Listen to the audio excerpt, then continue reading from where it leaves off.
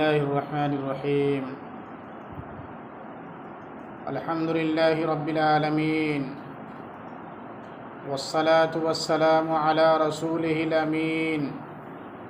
أما بعد، فأعوذ بالله من الشيطان الرجيم. بسم الله الرحمن الرحيم. إنا أنزلناه في ليلة القدر. ليلة القدر خير من 1000 شهر. تنزل الملائكة والروح فيها بإذن ربهم من كل أمر. سلام هي حتى مطلع الفجر. وقال النبي صلى الله عليه وسلم: من قام ليلة القدر إيمانا واحتسابا غفر له ما تقدم من ذنبه، او کما قال علیہ الصلاۃ والسلام. معزز حاضرین جمعہ، بزرگوں، نوجوانوں اور بچوں، یہ مہینہ جس میں ہم اور آپ ہیں بڑا قیمتی مہینہ ہے. اس کے فضائل بے شمار ہیں، ان گنت ہیں. یہ نیکیوں کے بٹورنے کا، نیکیوں کے اکٹھا کرنے کا، نیکیوں کے ذخیرہ کرنے کا، اپنے نامہ اعمال میں نیکیوں کے انبار لگانے کا مہینہ ہے. اللہ تبارک و تعالیٰ کی طرف سے اس مہینے میں خصوصی عنایات ہوتی ہیں، خصوصی توجہات ہوتی ہیں، خصوصی انوار و برکات کا نزول ہوا کرتا ہے. اس کی وجہ سے اس مہینے کی عبادت میں، اس مہینے کی عبادت کے اجر میں دیگر مہینوں کے عبادت کے مقابلے میں زیادہ اجر سے، زیادہ ثواب سے نوازتا ہے. خود نبی کریم صلی اللہ علیہ وسلم کا معمول یہ تھا کہ رمضان المبارک میں عبادت میں اتنی زیادہ بڑھوتری ہو جایا کرتی تھی، اتنی زیادہ مشغولیت ہو جایا کرتی تھی، اتنا زیادہ اضافہ ہو جایا کرتا تھا جو غیر رمضان میں نہیں ہوا کرتا تھا.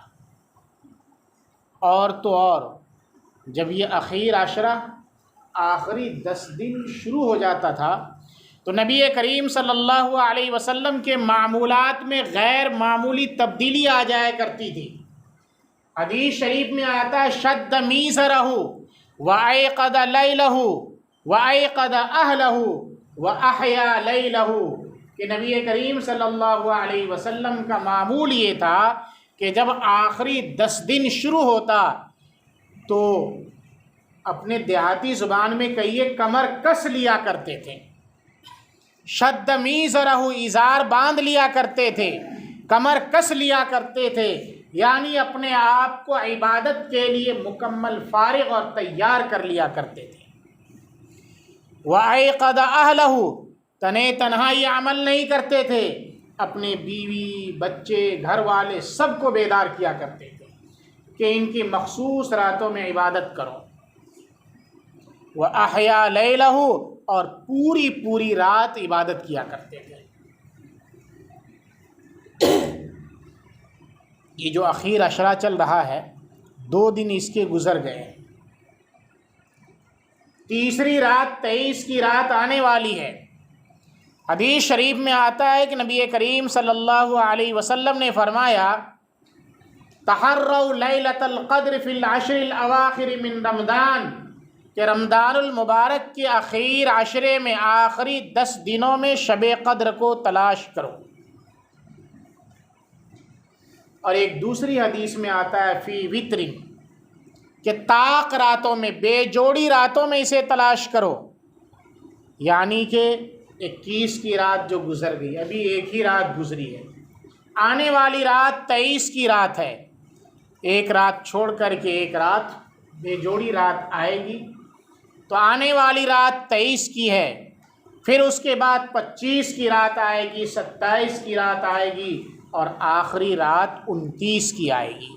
یعنی کہ 4 راتیں ایسی ہیں ابھی جن کے بارے میں نبی کریم صلی اللہ علیہ وسلم نے فرمایا کہ ان راتوں میں شب قدر کو تلاش کرو، شب قدر کو ڈھونڈو۔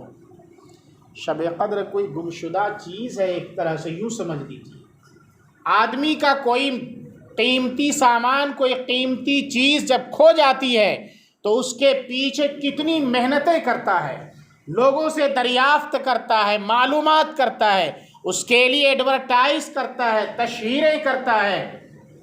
آج کل سوشل میڈیا کا زمانہ ہے تو سوشل میڈیا پر ڈالتا ہے کہ ہماری فلاں چیز کھو گئی ہے، کسی کے کو ملی ہوئی ہو تو وہ بتا دیں، ہمارا فلاں سامان گم ہو گیا ہے، کسی کو مل جائے تو وہ ہمیں دے دیں، اس پر اتنے انعام دیے جائیں گے۔ ہر کس و ناکس سے اس کا سوال کیا جاتا ہے، ٹی وی چینلوں پر لوگ دیتے ہیں، پیپر اور اخبارات میں اسے شائع کیا جاتا ہے۔ اتنا بڑا قیمتی سامان، قیمتی اثاثہ، جس کے بارے میں قرآن کریم نے فرمایا لیلۃ القدر خیر من الف شہر، کہ شب قدر 1000 مہینے سے بہتر ہے۔ 1000 2000 3000 نہیں کہا ہے، مطلقاً 1000 کہا ہے۔ اگر اس کو 1000 بھی لے لیتے ہیں تو 1000 مہینے کے 83 برس سے زائد ہوتے ہیں۔ 83 برس، گویا کہ ایک رات کی عبادت 83 سال کی عبادت سے بہتر ہے۔ اب بہتر کتنی ہے یہ نہیں معلوم۔ آدمی تھوڑی تھوڑی سی چیزوں پر بڑھوتری کو اور بہتری کو تلاشتا ہے، حصے لگاتے ہیں۔ آپ نے دیکھا ہے مزدور جو ہمارے کھیتوں میں مزدوری کرتے ہیں اور مزدوری لینے کے لیے آتے ہیں تو 6 کُریا 8 کُریا لگاتے ہیں نا، اس میں سے جو بہتر ہوتا ہے، دیکھنے میں ان کو اچھا معلوم ہوتا ہے، اسے لیتا ہے، حالانکہ وہ اوروں کے مقابلے میں تھوڑا سا زائد ہوگا، تھوڑا سا بہتر ہوگا، تو اسے لینے کی اور اسے اختیار کرنے کی کوشش کرتا ہے۔ یہاں تو 83 سال سے بہتر، اور کتنا بہتر ہے اس کا اندازہ نہیں لگا سکتے۔ یہ تو 1000 بہتر ماننے پر ہے، اور اگر ہزاروں سال میں کئی سال داخل ہوں، 2 سال 3 سال 4 سال 5 سال، تو پھر تو اس کی کوئی حد اور انتہا ہی نہیں۔ تو یہ ایک ایسی کھوئی ہوئی چیز ہے، ایک ایسا قیمتی اثاثہ ہے، اللہ کی طرف سے ایک نادر تحفہ ہے، جس کے بارے میں نبی کریم صلی اللہ علیہ وسلم نے فرمایا کہ اسے تلاش کرو، ڈھونڈو، معلوم کرو، لوگوں سے جستجو کرو، یعنی کہ ان راتوں میں بیدار رہ کر کے اس کی اہمیت کو سمجھ کر کے عبادت کرنے کی کوشش کرو۔ کہیں رکھی بھی نہیں ہے، کہیں کھوئی بھی نہیں کہ آپ وہاں تلاشیں گے ان کو جا کر۔ مراد یہ ہے کہ آپ اس رات کی اہمیت کو سمجھیں اور اس رات کے ایک ایک لمحے کو، ایک ایک منٹ کو، ایک ایک سیکنڈ کو قیمتی بنانے کی کوشش کریں۔ اور شب قدر کی یہ جو اہمیت ہے، ایسا نہیں ہے کہ بالکل درمیان میں 12 بجے رات کے بعد یا 2 بجے 2:30 بجے کے بعد وہ وقت آتا ہو اور اس کی اہمیت شروع ہوتی ہو۔ اللہ نے فرمایا سلام ہی حتی مطلع الفجر، کہ یہ پوری رات سراپا سلامتی ہے، اور یہ رات غروب آفتاب سے لے کر کے سورج ڈوبنے سے لے کر کے صبح صادق تک رہتی ہے، اور اس کا پورا وقت یکساں ہے، برابر ہے، اس کے اوقات میں کوئی فرق نہیں ہے کہ اگر آپ مغرب بعد عبادت کریں تو ثواب کم ملے گا، عشاء کے بعد تراویح ساتھ میں پڑھیں تو ثواب کم ملے گا، اور پوری رات جگ کر کے 12 بجے 2 بجے 2:30 بجے عبادت کریں تو ثواب زیادہ ملے گا۔ ایسی کوئی بات نہیں۔ تمام لمحے، تمام اوقات عبادت کے اعتبار سے برابر ہیں۔ اس لیے جو لوگ رات کو دیر تک جگ نہیں سکتے، دیر تک بیدار نہیں رہ سکتے، نیند کی قربانی پیش نہیں کر سکتے، ان کے لیے بھی بڑا بہترین وقت ہے۔ بھئی آپ مغرب کے بعد ناشتہ کرنے، چائے پینے، گپ شپ کرنے، ادھر ادھر کے گپاسٹنگ میں اوقات ضائع کرنے کے بجائے مغرب کی نماز کے بعد جو آپ کے تقاضے ہیں جلد پورا کریں اور پھر مسجد میں آ جائیں یا گھر پر ہی بیٹھ کر کے تلاوت کریں۔ کوئی وقت مکروہ نہیں ہے، لہذا آپ اس وقت جتنے نوافل ہو سکتے ہیں، جتنی نفلیں ہو سکتی ہیں آپ پڑھیں، توبہ کریں، ذکر اذکار کریں، درود شریف پڑھیں، جو بھی آپ سے بن پڑتا ہے وہ عبادت کریں۔ اگر آپ نے 2 رکعت ہی نماز پڑھی تو یہ ایسی نماز ہوگی، اگر وہ شب قدر ان راتوں میں سے کوئی رات میں تو ہونی ہے، ہو گئی تو 83 سال 2 رکعت پڑھنے کا ثواب ملے گا۔ گویا کہ 83 سال تک آپ 2 رکعت پڑھ رہے ہیں۔ اور کیا کرنا ہے؟ اگر آپ نے ایک پارے بھی قرآن کریم کی تلاوت کر لی تو 83 سال تک ایک پارہ پڑھنے کا اجر ملے گا۔ اگر آپ نے 10 روپیے صدقہ کر دیا تو 83 سال تک 10 روپیے صدقہ کرنے کا ثواب ملے گا۔ رحمت حق بہانہ میجویت، اللہ کی رحمت بہانہ ڈھونڈتی ہے، دینے کے لیے بالکل اتاول ہے اللہ تعالی۔ وہ کہتے ہیں نا کہ ہم تو مائل بکرم ہیں، کوئی سائل ہی نہیں، راہ دکھلائیں کسے، کوئی راہ روے منزل ہی نہیں۔ اللہ سراپا دیالو ہیں، دینے کے لیے تیار ہیں، لیکن ہم اور آپ ہیں کہ مانگنے کے لیے تیار نہیں ہیں۔ ہم اور آپ سے اگر کوئی آدمی سوال کرتا ہے تو ناک منہ چڑھ جاتا ہے، اور اللہ تبارک و تعالیٰ کی شان یہ ہے کہ اگر اللہ سے کوئی نہیں مانگتا ہے تو ناراض ہوتے ہیں۔ ہم اور آپ مانگنے پر ناراض ہو رہے ہیں اور اللہ تبارک و تعالیٰ کی ذات نہ مانگنے پر ناراض ہو رہی ہے۔ اللہ نے فرمایا اذا سألك عبادی فإنی قریب اجیب دعوت الداعی اذا دعان فلیستجیبوا لی ولیؤمنوا بی لعلہم یرشدون۔ اذا سألك عبادی، نبی کریم صلی اللہ علیہ وسلم سے فرمایا گیا کہ جب آپ سے میرے بندے میرے بارے میں سوال کریں کہ اللہ تبارک و تعالی ہماری پکار سنتا ہے یا نہیں سنتا ہے، تو آپ انہیں فرما دیجئے فإنی قریب، کہ میں قریب ہوں، اور کتنا قریب۔ ایک دوسری آیت میں اللہ نے فرمایا نحن اقرب الیہ من حبل الورید، تو فرمایا کہ ہم شہ رگ سے بھی زیادہ قریب ہیں۔ تو اللہ کی ذات ہم اور آپ سے اتنا قریب ہے، فرمایا فإنی قریب اجیب دعوت الداعی، میں پکارنے والے کی، دعا کرنے والے کی دعا قبول کرتا ہوں۔ فلیستجیبوا لی، لہذا مجھ ہی سے مانگو، مجھے پکارو، ولیؤمنوا بی، اور یقین رکھو۔ بغیر یقین کے کچھ نہیں ملے گا، ہاتھ پھیلا رکھیں اور انہ تاک رہے ہیں۔ رسمی طور پر کہ مولانا نے کہا دعا کرنے کے لیے، اس لیے دعا کر رہے ہیں۔ حدیث شریف میں آتا ہے کہ اللہ تبارک و تعالی غافل شخص کی دعا قبول نہیں کرتا، جو یقین کے ساتھ اللہ پر مکمل بھروسے کے ساتھ دعا کرتا ہے اسی کی دعا قبول ہوتی ہے۔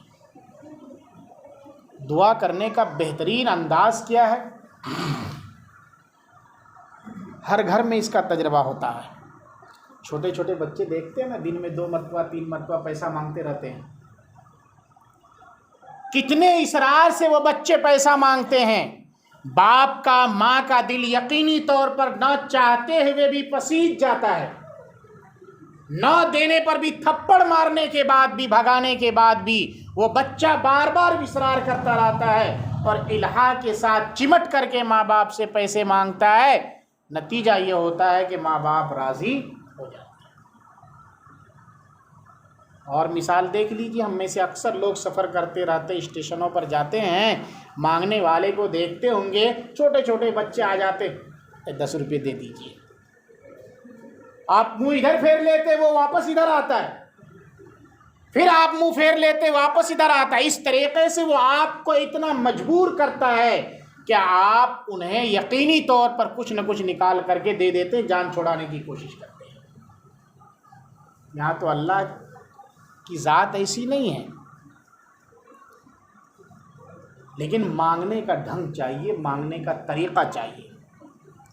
یہ تو دنیا کا دستور ہے، کوئی بھی آدمی آپ کے دروازے کو اگر مستقل پیٹتا رہے گا، کھٹکھٹاتا رہے گا، تو آپ یقینی طور پر اس کا دروازہ، اپنا دروازہ ضرور کھولیں گے کہ دیکھتے ہیں کون سائل ہے۔ تو اگر ہم اور آپ اللہ کے در کو مستقل کھٹکھٹاتے رہیں گے تو کیا اللہ اتنا بے رحم ہے؟ بھئی اللہ تو 70 ماؤں سے زیادہ، 70 ماؤں ہی نہیں، حدیث شریف میں آتا ہے کہ رحم کے 100 حصے ہیں، ان میں سے ایک حصہ اللہ نے زمین پر اتارا ہے، صرف ایک حصہ۔ اسی ایک حصے کی بنیاد پر لوگ آپس میں ایک دوسرے پر رحم و کرم کا معاملہ فرماتے ہیں۔ ایک حصے کو پوری دنیا کے لوگوں پر تقسیم کیا گیا ہے، تو ہم اور آپ دیکھتے ہیں کہ سب سے زیادہ ماں کو، باپ کو اپنی اولاد کے ساتھ شفقت ہوتا ہے، اور کس درجے کا ہوتا ہے۔ تو جس نے اپنے پاس 99 رکھے ہوں گے ان کا کیا معاملہ ہوگا؟ ارے اللہ کی شان تو اتنی بڑی ہے، اتنی بڑی ہے کہ حدیث شریف میں آتا ہے کہ ایک شخص جس نے زندگی بھر کوئی بھی عبادت نہیں کی تھی، بخاری شریف کی روایت ہے، زندگی بھر کوئی عبادت نہیں کی تھی، موت کے وقت اس نے اپنے بیٹوں کو بلایا اور وصیت کی کہ دیکھو میں نے زندگی بھر کوئی نیک کام نہیں کیا، کوئی عبادت اللہ کی نہیں کی، مجھے ڈر لگتا ہے کہ مرنے کے بعد مجھے ایسی سزا دی جائے گی، ایسی سزا دی جائے گی کہ کبھی کسی اور کو ایسی سزا نہ دی گئی ہوگی، نہ دی جائے گی۔ لہٰذا جب میں مر جاؤں تو مرنے کے بعد مجھے جلا دینا، اور جلنے کے بعد جب راکھ ہو جائیں تو اس راکھ کو کچھ سمندر میں، کچھ ہواؤں میں، کچھ ادھر ادھر بکھیر دینا، پھیلا دینا، تاکہ اللہ تعالیٰ ان راکھ کو نہ جمع کر پائے اور نہ ہی مجھے زندہ کر کے مجھے سزا دے سکے۔ اور اس کے باوجود وہ یہ کہہ رہا ہے کہ اگر اللہ تعالیٰ اس پر قادر ہو گئے ان تمام چیزوں کو جمع کرنے پر، تو یقینی طور پر مجھے جو سزا ملے گی کسی اور کو ایسی سزا نہیں ملے گی۔ بیٹوں نے مرنے کے بعد وصیت پوری کی، راکھ جمع کیا۔ حدیث میں موجود ہے کہ اس نے وصیت کرتے ہوئے کہا تھا کہ جب تیز ہوا کا موسم ہو، تیز ہوا کے جھونکے ہو، اس وقت اڑانا تاکہ بہت دور تک چلا جائے۔ ایسا ہی ہوا، کر دیا۔ یہاں تو اللہ کا معاملہ ہے کیا بھئی، کن فیکون، ایک لمحے کا کام ہے، حکم دینے کی ضرورت ہے۔ اللہ نے ہوا کو حکم دیا، دریا کو حکم دیا کہ ساری راکھ کو جمع کرو، فٹافٹ ساری چیزیں جمع ہو گئی، اور یہ لیجیے عبد الرحمن صاحب کھڑے ہو گئے سامنے۔ کہا کیوں، ایسا کیوں کیا تم نے؟ کہا کہ اللہ تیرے ڈر سے ہم نے ایسا کیا، تیرے خوف سے ہم نے ایسا کیا۔ کہا میرے خوف سے کیا تھا؟ کہاں؟ کہا چل، چونکہ تمہارے دل میں میرا خوف تھا، میرا ڈر تھا، اسی بنیاد پر میں نے تمہیں بخش دیا۔ زندگی بھر کوئی عبادت نہیں، موت کے وقت صرف ڈر، اس کی وجہ سے اللہ نے بخش دیا۔ اور بنو اسرائیل کے ایک شخص کا واقعہ ہے، بخاری ہی میں یہ واقعہ بھی ہے کہ 99 قتل کر رکھے تھے، ایک دو نہیں، 99 آدمی کو قتل کیا تھا۔ کسی کے پاس گیا کہ اس نے کہا حلی من توبتن، ارے میں نے اتنا بڑا پاپ کیا ہے، 9 آدمی کو موت کے گھاٹ اتار دیا، کیا میرے لیے نجات کی کوئی شکل ہے؟ اس آدمی نے کہا نا، مجھے تو نہیں سمجھ میں آتا کہ اتنے آدمیوں کے قتل کرنے کے بعد تمہاری بخشش ہوگی۔ تو انہوں نے کہا کہ جب بخشش نہیں ہوگی تو کیوں زندہ رہے گا، چل میرا سینکڑا پورا ہو جائے۔ اس کا بھی کام پورا کر دیا، لیکن دل میں ایک کڑھن تھی، چبھن تھی کہ میں گنہگار ہوں، میں خطا کار ہوں، لہذا مجھے توبہ کرنی چاہیے۔ انہیں کسی نے بتایا کہ فلاں محلے میں ایک عالم ہے، ان کے پاس جاؤ تو شاید کہ تمہاری توبہ قبول ہو جائے۔ اب یہ آدمی توبہ کے ارادے سے، دھیان سے سمجھیے گا، توبہ ابھی کیا نہیں تھا انہوں نے، توبہ کے ارادے سے اس گاؤں میں چلا کہ اس عالم کے پاس جا کر کے میں توبہ کروں گا۔ قرآن کریم کی آیت ہے اذا جاء اجلهم لا يستاخرون ساعة ولا يستقدمون، کہ موت کا وقت ایسا مقرر ہے کہ ایک لمحے کے لیے، ایک سیکنڈ کے لیے بھی آگے پیچھے نہیں ہو سکتا۔ جب وہ یہاں سے چلا اور آگے بڑھا ہے تو موت کا فرشتہ آ پہنچا۔ نیکوکار جو لوگ نیک ہوتے ہیں ان کی روح قبض کرنے کا فرشتہ الگ ہے، اور جو بدکار ہے، نالائق ہے، بدقماش ہے، بدچلن ہے، فاسق ہے، فاجر ہے، ان کی روح قبض کرنے والا فرشتہ الگ ہے۔ دونوں فرشتے آ پہنچے۔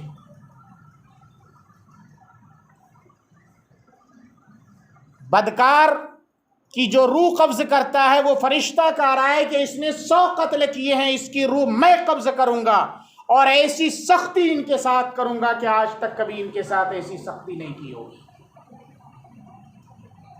نیکوکار کی روح قبض کرنے والا کہہ رہا ہے ارے بھائی یہ توبہ کے ارادے سے چلا ہے، لہذا اس کی روح میں قبض کروں گا۔ فریاد اللہ کے دربار میں پہنچا، اللہ نے فرمایا قیسو الارض، زمین کی پیمائش کرو، زمین کو ناپو۔ اگر یہ شخص اس گاؤں کے زیادہ قریب ہے جدھر توبہ کرنے کے لیے جا رہا ہے تو نیکوکار کی روح قبض کرنے والا فرشتہ روح قبض کرے گا، اور اگر اس گاؤں سے زیادہ قریب ہے جدھر سے یہ چلا ہے تو برے لوگوں کی روح قبض کرنے والا فرشتہ اس کی روح قبض کرے گا۔ آسانی کے لیے یوں سمجھ لیجئے کہ اس ٹولے سے کوئی چلا منصوری ٹولہ، تو اب بیچ میں ہی فرشتہ پہنچا ہے، کہا ناپو اس کو، بچی ٹول ان سے زیادہ قریب ہے کہ منصوری ٹولہ اس سے زیادہ قریب ہے، تو منصوری ٹولہ توبہ کرنے کے لیے جا رہا تھا۔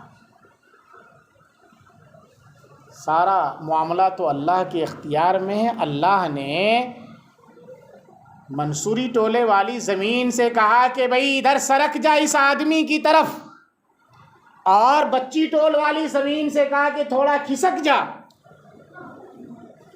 نتیجہ یہ ہوا زمین کی پیمائش کی گئی تو جدھر توبہ کرنے کے لیے جا رہا ہے وہ زیادہ قریب تھا۔ فیصلہ یہ ہوا کہ وہ فرشتہ روح قبض کرے گا جو نیکوکار کی روح قبض کرتا ہے، اور اس کی توبہ قبول ہوگی۔ ارے ہم اتنے پاپی نہیں ہیں الحمدللہ۔ میں نہیں سمجھتا کہ کسی نے اتنا گھناؤنا عمل کر رکھا ہوگا کہ وہ نا امید ہو گیا ہو۔ نہ تو اس آدمی کی طرف پاپ کیا ہوگا جنہوں نے کبھی بھی عبادت نہیں کی ہوگی، اور نہ ہی 99 قاتل کی طرف پاپ کیا ہوگا، تو پھر ہم نا امید کیوں؟ یہ مہینہ برکت کا ہے، رحمت کا ہے، مغفرت کا ہے، جہنم سے آزادی کا پروانہ مل رہا ہے اس مہینے میں،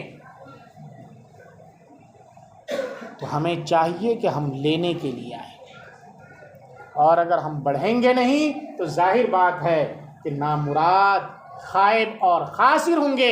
حدیث شریف میں آتا ہے کہ جو شب قدر سے محروم ہو گیا فقد حرم الخیر کلہ، کہ وہ مکمل خیر سے محروم ہو گیا۔ اس لیے شب قدر کی جو اہمیت ہے، 4 راتیں باقی ہیں، آنے والی رات بھی ہے۔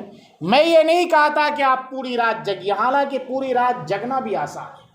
آج کل ہم اور آپ دیکھ رہے ہیں آئی پی ایل، جو لوگ کرکٹ کے شوقین ہیں، آئی پی ایل کا زمانہ چل رہا ہے، 11 بجے 11:30 بجے رات تک آئی پی ایل دیکھتے ہیں۔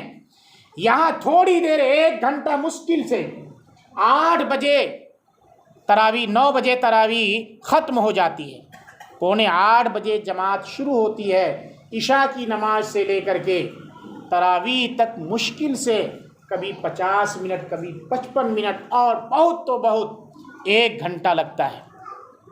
اتنی دیر یہاں کھڑے نہیں ہوتے، ہماری نانی یاد آ رہی ہوتی ہے۔ ابتداءً دیکھا کہ مسجد میں جگہ نہیں مل رہی تھی، 3 صف 4 صف 5 صف لوگ تھے، اور رمضان جو گزر رہا ہے ہمارے دلوں میں انوار و برکات پیدا ہونے چاہیے تھے، اثرات مرتب ہونا چاہیے تھا، لیکن ایسا لگ رہا ہے کہ جو رمضان گزر رہا ہے ہمارے دل میں قساوت قلبی اور سخت دلی عبادت سے دوری پیدا ہوتی جا رہی ہے۔ ہم کرتے کیا ہیں؟ یہاں سے نکل کر کے 2-4 لڑکے وہاں، 2-4 وہاں، 5 وہاں، کوئی گاڑی دوڑا رہا ہے، کوئی سائیکل چلا رہا ہے، کوئی وہاں بات چیت کر رہا ہے، گپ شپ کر رہا ہے، آخر سونے والا کوئی بھی 10 بجے سے پہلے نہیں سوتا ہے۔ تو پھر تراویح میں غفلت کیوں بھائی؟ 2-4 روپیے کے بدلے میں ہم اپنی جان کو جوخم میں ڈال کر کے کام کرتے ہیں۔ ہم اور آپ کسان ہیں، کھیتوں میں اگر ٹریکٹر والے نے کہہ دیا کہ 12 بجے رات میں آپ کے کھیت میں ہم جائیں گے، تو 12 بجے رات تک آپ کی نیند حرام ہو جاتی ہے، اور 12 بجے سے پہلے وہاں پہنچے ہوئے ہوتے ہیں کہ کہیں ایسا نہ ہو کہ گاڑی والا نکل جائے، سارے لوگ کھیت کی جوتائی کر لیں، بوائی کر لیں، اور ہماری کھیت ایسی ہی پڑی رہ جائے۔ 2-4 روپیے کے بدلے میں ہم اپنے آپ کو اتنی قربانی پیش کر رہے ہیں، اور یہاں تھوڑے سی عبادت کی وجہ سے، تھوڑے سے عمل کی وجہ سے بخشش کا پروانہ دیا جا رہا ہے، جہنم سے آزادی کا وعدہ کیا جا رہا ہے، اس کو لینے کے لیے نہیں آ رہے ہیں۔ بہت آسان لگتا ہے نا؟ تو ذرا چولہے میں ہاتھ ڈال کر کے جلا کے دیکھیے گا، کتنا آسان لگ رہا ہوگا جلنا۔ بہت سے لوگ بڑی آسانی سے کہہ دیتے ہیں کہ ارے چلے جائیں گے جہنم میں، دیکھ لیں گے کیا ہوتا ہے، دادی اماں کا گھر ہے یہ، چلے جائیں گے، وہاں جانے کے بعد سمجھ میں آ جائے گا۔ ایک مؤذن صاحب تھے، وقت بہت ہو گیا، گھبرا تو نہیں رہے آپ لوگ؟ ایک مؤذن صاحب تھے ایک جگہ، بڑے نیک اور صالح تھے۔ عیسائیوں کی بڑی سازش رہی ہمیشہ سے، آج سے نہیں، جب سے اسلام آیا اسی وقت سے ان کے پاس سب سے بہترین جال ہے عورتیں، عورتوں کے ذریعے سے وہ پھنساتے ہیں۔ تو ایک عیسائی لڑکی ایک مؤذن کے کمرے میں گھس گئی اور مکمل ننگی ہو گئی، سردی کا بہانہ بنایا کہ مجھے اڑھاؤ، یہ کرو وہ کرو، گرمی سردی کا مہینہ تھا۔ اب اس مقصد یہ تھا کہ وہ مؤذن صاحب تن تنہا کمرے میں ہیں، اور وہ بھی ایک اجنبی لڑکی جائے گی، کون ہے جو محفوظ رہ سکتا ہے؟ اس اللہ کے بندے نے دیکھا کہ بڑی آزمائش کی گئی، چراغ جلایا اس نے، اور اس میں اپنی وہ انگلی ڈالتا تھا، جب بہت زیادہ جلنے کی تکلیف ہوتی تھی تو کھینچ لیا کرتا تھا، پھر تھوڑی دیر کے بعد پھر ڈالتا تھا۔ وہ عیسائی لڑکی کپڑے میں لپٹ کر کے وہ یہ سارا منظر دیکھ رہی، سارا معاملہ دیکھ رہی ہے۔ اسی طریقے سے رات گزر گئی اور اس نے اپنی انگلی کو جلا ڈالا۔ صبح ہوتے ہوتے اس عورت کی، اس لڑکی کی چیخ نکل گئی، اور اس نے کہا یہ ایسا مذہب کہ جو ایسی تعلیم دیتا ہے کہ اتنی حسین و جمیل عورت کی طرف نظر اٹھا کر کے وہ دیکھ نہیں سکتا، یقینی طور پر یہ سچا مذہب ہوگا، اور اس نے اسلام قبول کر لیا۔ لوگوں نے کہا کہ ایسا کام تم نے کیوں کیا؟ کہا کہ میں یہ دیکھ رہا تھا کہ اس آگ کو میں برداشت کر سکتا ہوں یا نہیں۔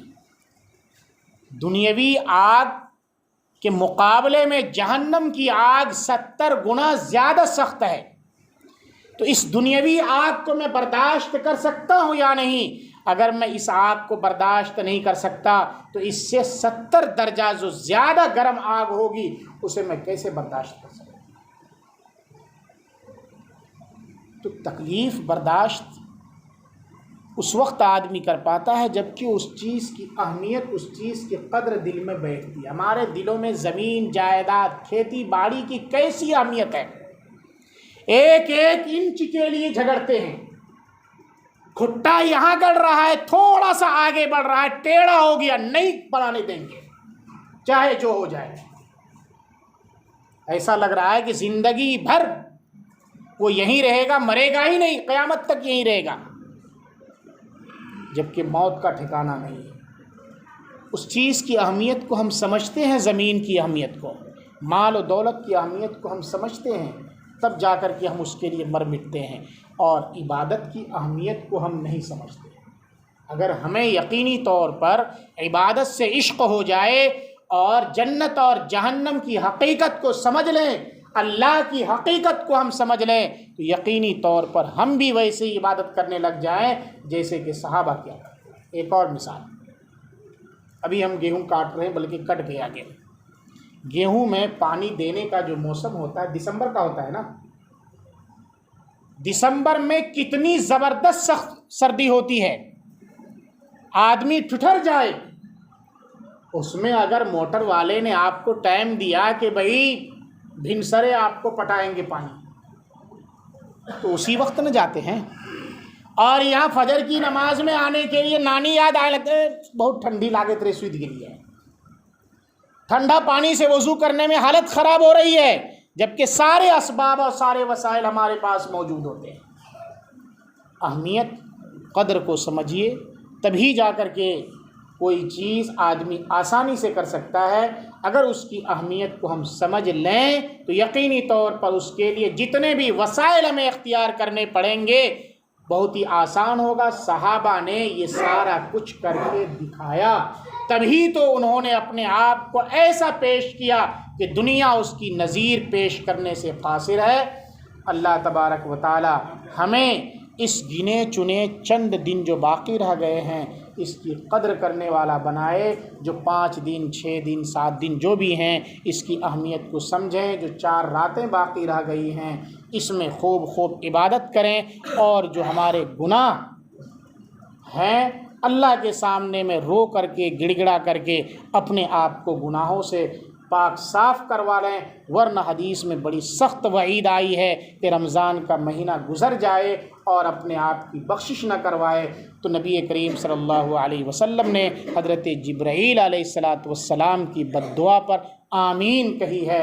اتنی زبردست ہلاکت اور بربادی کی بات ہے، اس لیے چند دن ہیں، موقع کو غنیمت جانیں اور اپنے آپ کو مکمل طریقے پر گناہوں سے پاک صاف کرانے کی کوشش کریں۔ اللہ تبارک و تعالی ہمیں اور آپ کو ان کہی ہوئی باتوں پر عمل